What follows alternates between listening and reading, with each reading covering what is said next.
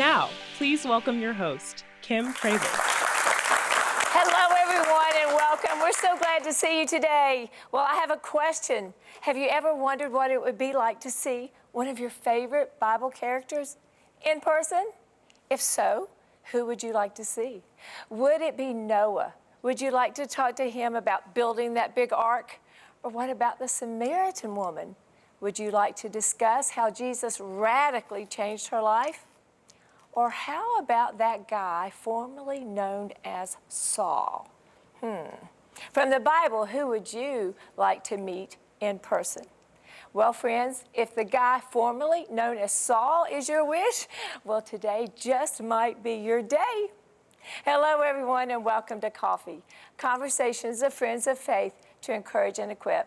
I'm Kim Crable, so delighted to welcome you back to a place where friends take the time to meet and get to know each other so that we really know how to make connections, so that we can truly know how to encourage one another. So, okay, today on the show, I must admit, I may have embellished a little bit about having the real Paul from the Bible here, but I couldn't quite make that happen. But who I do have here is the individual that is so amazing. He is the closest that we'll ever get to meeting Paul on this side of heaven. When we return, actor, entrepreneurial, and the lead role, yes, the lead role in Paul, the last apostle, Mr. Ulises Larramendi, in person, will be joining us. So grab your coffee, call your friends, because you don't want to miss today's show.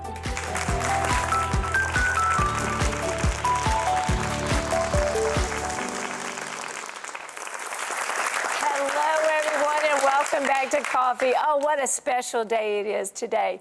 All the way from Texas, we have an incredible guy, Mr. Ulises Larramendi. Ulises, come on in. Thank you so much for joining us. Thank you. Come have a seat. Can you believe it? In person. Awesome. Thank you for coming. It's a pleasure to be here. Oh, my Thanks gosh. for having me. Absolutely, absolutely. You have so many stories. You're a businessman, you do acting, and now you've gotten this role that people just see you and automatically think of Paul. But before we get into that, I saw somewhere where you say you describe yourself as like a prodigal son. What does that mean? It means that just like the prodigal son, I probably knew the Lord. I had been brought up in a Christian home knowing the Lord, but I left. And like many of our youth, I have 3 sons that are in their 20s, and it's hard to see the generations today, how they go away to college and they forget their upbringing sometimes, and my sons haven't, thank the Lord, because we have them in prayer daily, but I did. So coming back home, if you will, in my early 30s, when I had that Damascus moment, Yes. He was, God was there at the Porsche, looking out in the field, What was watching your me come Damascus home. moment? Was that what I read about when the pause? So for me, it was a little bit different. For me, when you grow up listening to, in a Christian home, and your grandparents and your grandmother specifically is praying for you and with you all the time, taking you to church. I'm from Cuba, so I grew up in a country where Christianity was not. It was a subtle persecution, but there is. And but she still kept on pressing and praying for me. But it wasn't until my early 30s that the light came on. I'm in Miami playing basketball with my pastor, and he looks at me and he says, and I'm one of those kids, I was one of those kids that went to every summer camp and every youth meeting, and maybe walked down the aisle and received salvation every summer. And then the next summer I did it again, and the next summer I did it again. So as far as I knew, I was saved. And when Pastor Mike looked at me in one of the breaks while we're drinking some Gatorade, and he says, so are you saved? And I hesitated. And before I could answer, he goes, so you're not? I said, no, I think I am. I said, that's exactly the point. You don't know, and when you're saved, you know where you're going. So let's go through that again. And Kim, I remember that afternoon, I was, early 30s, crying, bawling, realizing, that I had spent 3 decades of my life not, hearing, but not understanding, not receiving. And that changed my life. So that was my Damascus moment, I think, which, impacted my marriage, impacted my relationship with my family, impacted the way I ran the businesses that I was entrusted to run. It impacted everything. Because, the Holy Spirit takes over. I love that story. I'd read about it, and I think we had talked about it before. It was that pause, that hesitation that someone saw, Pastor Mike, you said, saw in you. And I think what a message that is to all of us to first ask that question and then to be responsive to the other person's response and know how to do that. So you got to have that conversation, and you have to bring it up. It's kind of like the work I've done with veterans and suicide, right? You have to ask the questions. You have to bring up the conversation and say the tough questions. Yes. Otherwise. And you do a lot of work. We've watched the movie. You've done a lot of movies, but the movie with the We Are Stronger, with the veterans, how important was that? Did you know going into that movie how important that was going to be to you? No. So, the saying that God equips the unequipped. Yes. And you know Carla McDougall. Yes, of course. So Carla had this idea, and God gave her this project to do a film about veterans and post-traumatic stress. We did not know what we were getting into. No idea. Enter a world that was very dark and very, we just didn't know. So I didn't know how much impact it would have on the lives of veterans, firemen, paramedics, police officers. Wives. The wives, right. Angela played my spouse, and after premieres, couples would come up crying, saying, that was me, and you played me, and this is how he's been treating me for the last 15 years after he got back. And it was such a healing for marriages. And I also saw, I had a fireman that walked up after a premiere, and he just, in silence, just came up to me, held me, very awkward few seconds, but he just held me quietly, didn't say a word. Yes. And I realized, you're becoming a voice. You're making an impact. And our film has a spiritual connection. It has an approach to post-traumatic stress. It's not an answer. It's not a cure, but it shows that instead of the alcohol and instead of the medication and instead of getting up on a chopper and going to shoot hogs, maybe you should turn to God and let Him, let him heal you and get a handle on it. So for me, that was a turning point in acting, because I realized, okay, if I get more roles like this that are actually making a difference, then that's what it's all about. Because at the end of the day, we have to remember, we're doing all this with the gifts that He gave us. Yes. So, we have to turn around and use those gifts properly. Yes. And I think that makes it easier for a lot of performers if you keep that at the forefront. That if you're doing it, don't do the stuff that's not going to glorify the Lord. Do the stuff that He gave you the gifts for. Yes. Be a storyteller to honor Him. Yes. So I prayed and prayed and said, okay, God, you gave me Vic, Master Sergeant Vic Raphael. Yes. What's next? Oh, and then he responds, and I'm like, oh. And he responded in a big way. Yeah. Just in case that I didn't let you all know, it's a movie that Ulises starred in. It's called We Are Stronger, and you can see that. We'll be running across the bottom where you can find that, because we all need to see that. There's so many things, Ulises, don't you think, that we try to block away because we're veterans and the pain and the after effects of everything they've been through. And we've done a lot of work trying to support that. But it's an issue that there's so much hope in if we will face it, right? So I just really commend you for doing that, because it's opened up so many ways that we can be supportive of our veterans, and which is very important to all of us, isn't it? Isn't it so important to all of us? God didn't wire us for the things that a lot of these guys and gals witness and see and experience and have to do. We've messed it up. Yes. And there's a part of the movie where one of our characters talks about his testimony in a close environment of 5 or 6 veterans, and I'm sitting there, and he's actually telling his personal story, because this actor was actually a veteran. And as he's broken down, he goes across the street and sees a statue of Jesus, and it's a statue where Jesus is like this, and at the bottom says, Jesus wept. And it hits him. He's crying because he never intended for it to be this bad. We have messed it up, and he is sad because of that. And that changed his life, and he stopped having suicidal thoughts and everything that happened. So that's one of the stories in the film. But it's got like 8.5 million views. I don't think Carla or any of us in the cast and crew knew that God was going to take it as far as He has. Well, and that's exactly it. The scripture, Ephesians 3:20, greater than anything we could ever imagine when we're walking in the way that He would want us to walk. Well, gosh, our time has gone by. We have to talk about Paul. How did you get that role? I track certain casting directors. There was a casting call for this TV series, and I was actually on vacation.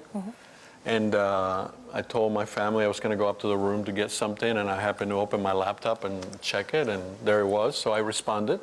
Ronnie Hummel, our casting director in Texas, and Ronnie said, well, can you send me a tape right now? I said, well, I'm in Dominican Republic. I don't have any, I didn't bring anything. He said, well, as soon as you get back to Texas, send me a tape, here's a side. So I did that, and within a couple of days, I was sitting in front of, producer, writer, director, all on Zoom. And they asked me to do the monologue again, one of Paul's monologues from the pilot episode that we have. And I got it, an hour later, close to midnight, I got the email, we'd like to offer you the role of Paul. And of course, I'm very excited at first. Wow, I got it. I got the lead. I got the lead in this TV series, yes. And then a few seconds later, I go, oh my gosh. Oh, I got the role of Paul. Yeah. And then began a journey. Yes. To really understand, because I didn't want to just memorize the script they had sent me. Yes. It was a huge responsibility, at least I thought. Many people have different ideas of who Paul was, what he was like, and our producer wants to make sure that we present Paul not as a superhero, not as some incredible figure that is so hard to achieve what he did that none of us could do it. Yes. It's the opposite. Yes. He wants to portray Paul as just a regular guy just like you and me. Yeah. And that he had struggles, that he had all the emotions that we have, that he was a really bad person, doing it for God. Yes, as Saul, that's right. Because Saul was convinced that he was defending the faith and the traditions, and he was doing it because these crazy followers of the way were ruining everything that Judaism was about. Yes. He was doing it for the Lord. He thought. He just didn't recognize he thought. God before him in flesh. So I just started reading, studying, picking up every historian that I could find that talked about Paul and his Jewish heritage, and before he was even a young man at the academy with Gamaliel. I mean, I went back as far as I could, because his identity, his Jewish identity has to be explored. Yes. And the deeper I went, the more complex it got, and now I'm paying 2 people. Now I got 2 roles for the price of 1, right? They got a good deal with me. I got to play Saul and I got to play Paul, and they're 2 different men with the same identity, the same intensity, and the same zealous But it's a challenge that I didn't know. Be careful what you pray for. You might Because God might just answer that, and then what do you do? So yeah. And you do such a great job. And, and audience, friends, we do have some B-roll of you playing Paul. We could do that. But he's here. Don't you think he should just be Paul, like right here? I mean, don't you think he should just step into that role? Anybody want to say? Oh, boy. Well, one of my favorite speeches is the Mars Hill, Acts 17:22. I love everything that it represents and how defeated Paul felt after he visited Athens and left and went on to Corinth. He wasn't in Athens very long. And it was a speech that we have written about and talked about and used in sermons countless times. And it's funny to read that when he left Athens, he felt defeated. He felt, I didn't move the needle at all. And yet, he managed to just destroy. He walked in and he was stirred, the word says, because he saw the idolatry. And I mean, Athens had thousands of statues for idols. And he was angered by that. He was stirred. It's the word that is used. And he got them. He convinced them to give him an audience at Mars Hill. And he had them all there, just like you folks are here. And he said, "Men of Athens, I see that in every way you are very religious. I walked around your city and observe your objects of worship. And I've noticed one particular altar that stood out to me that said, 'To the unknown God.' So you are ignorant of the very thing you worship. And this is what I want to proclaim to you. The God that made the earth and everything in it is the Lord of heaven and earth, and He does not live in temples made by human hands. Nor does He need human hands to serve Him as if He needed anything. Rather, God is the one that gives life and breath to everyone and everything else that we need. From one man, He made all the nations, that they should inhabit the whole earth.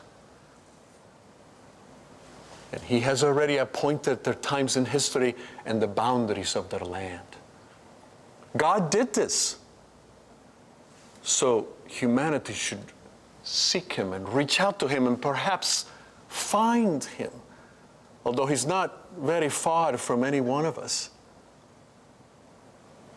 For in Him we live and we breathe and we have our being. Isn't that what one of your own poets has said? We are His offspring, you said. Therefore, if we are God's offspring, does it make any sense that we make statues of a divine being of gold or silver or stone? No. Design made by human hands. God has overlooked this ignorance until now. But now He's asking that everyone repents. Repent, because He has chosen a time in history where He will judge the world with justice by a man He has appointed. And He has given proof of that to everyone by raising Him from the dead. And then He walks away.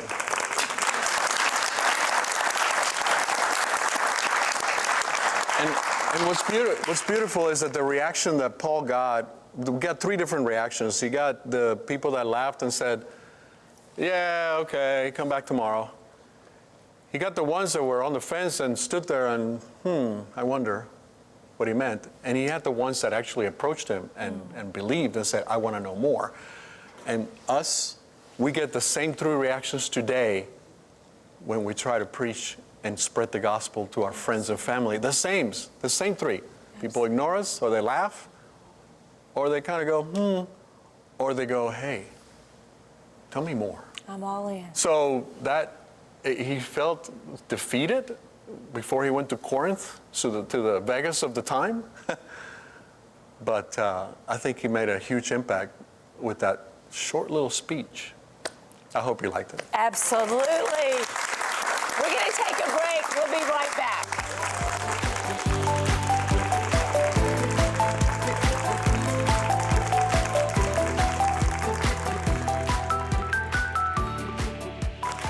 Hello, everyone, and welcome back to Coffee. Oh my goodness, can you believe what we just experienced here today? Were you all just touched by that? I mean, don't you felt like you were just like in the presence of Paul? I know. Well, I think that's part of that preparing. And, you know, we have lots of questions for you, but one of the questions I want to ask after this first question is, how did you decide how you wanted to portray Paul? Because I think that's a big deal. But let's take some questions from the audience first. Who has a question? Okay. Yeah. What advice would you give someone who is struggling to find their purpose in God? Good question. That's a great question. A lot of prayer from the get-go. I mean, if they are looking for their purpose in God, they obviously have a connection to their Maker already. But, you know, we think that God doesn't speak anymore, but he does. We just have to learn how to listen.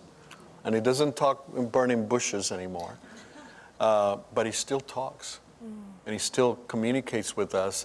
He has a tendency to wake me up at 3 a.m. to speak to me. I don't know why. It throws off my sleep. But I've gotten a lot of things about my direction in life in the middle of the night.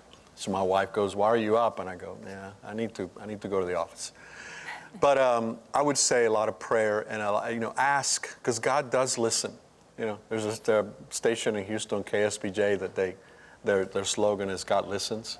God is listening, always. And sometimes he doesn't respond because you're not getting the answer you want. But to find your purpose, I think the one main thing to do is to pray. Pray constantly and ask. And eventually the answer comes. And we think, we had a celebrity recently that turned their life to God and became famous because he was a Christian. And then 2-3 months later, he said, yeah, I'm not happy with Jesus anymore. He's not answering my prayers. And that shows you that the conversion wasn't real to begin with. But it's like you can't expect the creator of the universe to answer you just like you do a text to your friends. And I think praying constantly and really from the heart asking the Lord, what is it that you want from me? What is my purpose? What did you create me for? Which is what I tell veterans all the time. Said, you were created for a huge purpose. Don't take your life. You know, God has a huge purpose for you. I think that's the question that you ask, and you ask it, and you ask it, and you ask it, and God answers. I love that because I think of Jeremiah 33:3, where God says, call unto me, and I will answer. And that's exactly, it's that praying. When you pray, for someone who's out here and they go, but I'm not sure what prayer even means. Explain that. How does someone just start praying? I know that sounds simple, but that's a huge concept. It's a conversation. I think over the years, the tradition and the church in all their religiousness has turned prayer into something that has to be done in public with big words and all these flowery terms. It's a conversation. Yes. It's a conversation with your Father. Yes. It's a constant thing that can happen countless times a day. As you're driving, as you're in the office, before I walked in, I talked to God. I said, Lord, please speak for me. I don't want to be the voice. It's your voice speaking right now in front of Kim. It's you're chatting. It doesn't have to be formal. It doesn't have to be loud. Actually, Jesus said, make it private. Yes. You know, don't be out there like the hypocrites, Yes. praying loud and so people can hear you pray. Have a conversation with your Father very, very, very casually. Yes. And, He taught us how to pray, Yes. but that was a template, Praise Him for who He is. Thank Him for who He is. Ask what you need from Him, because He's always going to give you that if it comes from your heart, and then end with more praise and ask for it in His name. All that stuff is there laid out for us, but it's simple. Absolutely. Conversation. Absolutely. I am so sad to say that our time is just about over, and I think about, I'm just trying to think about wrapping all this up, and we began, as you talked about, a prodigal son, and I just heard you say, I tell the veterans, don't take your life, there's a purpose. And I hear you talking about prayer and all these concepts that are so important. And I can't help but believe that there are people listening and they're going, I want what he has. I want what Paul was talking about. If you could just speak to someone, Ulises, that's really struggling like you, like when you ask them, are you a believer? And they hesitate. I mean, what is in a minute or two that what would you say to them just to get them started today so that they can know that they know that they know? We have 1 minute left. What would you say? Summarize the meaning of life in 1 minute. Just how to meet Jesus. Yeah, I would say that this is what I will say. God has a hunger for you to be with Him. God has a passion for relationship. He's there like the father of the prodigal son was just waiting, looking on the fields every day for his son to return. And he ran to him. Yes. So if we understand that that's the nature of our Father in heaven and that He's just waiting, I think it makes it a lot easier to just say, okay, Lord, I'm here. I'm here. I'm here. One of my pastors always used to say, we say that, God became so distant and went away. No, you're the one who went away. God never moved from that spot right there. So I would just make it clear that to that person that's trying to find that relationship, that's trying to get closer to God, move closer to Him because He's there waiting on you, and He never changed His expectations and wanting to be with you. Absolutely. And you just have to ask for Him to come into your heart and take over. Surrendering is the most difficult time, the most difficult part for us. We're so much in control. And God just says, let me handle it. And if you do that, I think everything becomes so much clearer after that. Beautiful. Thank you so much for coming. Audience, thank you so much. We have to run. We started a great conversation today. Keep it going. Thank you so much. Thank you so much.